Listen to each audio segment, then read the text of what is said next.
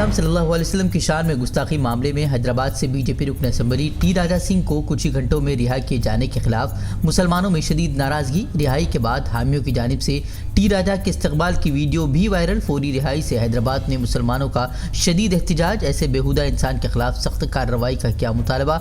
सड़कों पर उतर कर लोगों का एहतिजाज।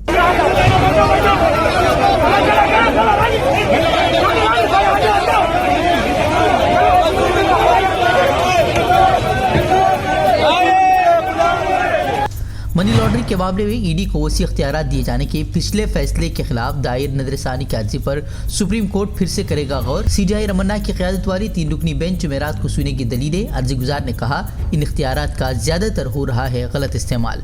बिहार में आरजेडी गठबंधन सरकार ने हासिल किया एतमाद का वोट। अपनी तकरीर के दौरान नीतीश कुमार ने बिना नाम लिए वज़ीर-ए-आज़म मोदी पर की तनकीद। कहा उन लोगों ने नहीं किया कुछ काम, ये सिर्फ हेडलाइन मैनेजमेंट में एक्सपर्ट। बोले सोशल मीडिया और प्रेस पर मोदी हुकूमत का कंट्रोल खत्म करने के लिए मिलकर करना होगा काम। का काम है सिर्फ और सिर्फ झंझट पैदा करना समाज में, और जब सब एकजुट होकर के रहेंगे तो उसके बाद इनको कोई नहीं पूछेगा।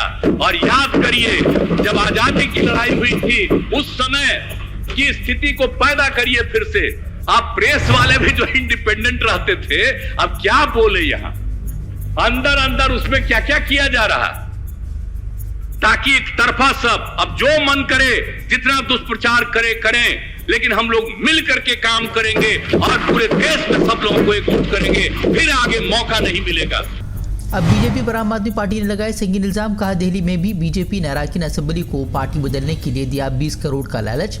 प्रेस कॉन्फ्रेंस में कई अराकीन ने ऑफर दिए जाने का किया दावा। आपके लिए एक ऑफर ऊपर से लेके आया हूँ। अगर आप आम आदमी पार्टी छोड़ते हैं तो आपको 20 करोड़ रुपए दिए जाएंगे।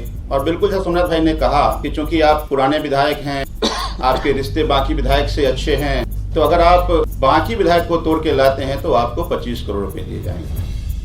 हुकूमत को गिराने की कोशिशों के दावों के बाद केजरीवाल हुकूमत ने दिल्ली असेंबली का खुसूसी इजलास तलब करने का किया मुतालबा। कहा बीजेपी कर रही है बगावत की साजिश।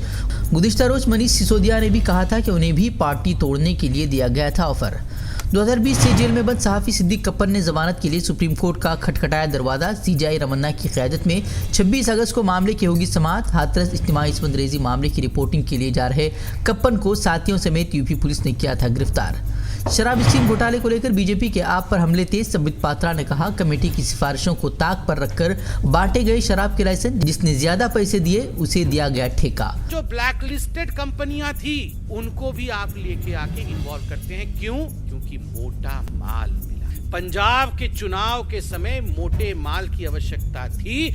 जिसने मोटा माल दिया इस रिपोर्ट को दरकिनार करके मोटा माल जेब में, और वेंड्स अर्थात जो दुकानें होती हैं, जो शराब की दुकानें होती हैं, वो कार्टेल के पास। आप सोचिए ओपन एंड शट केस है जी। बिल्किस बानो केस में 11 अफराद को उम्र कैद की सजा सुनाने वाले जज जस्टिस यूडी साल्वी ने गुजरात हुकूमत के फैसले पर उठाए सवाल।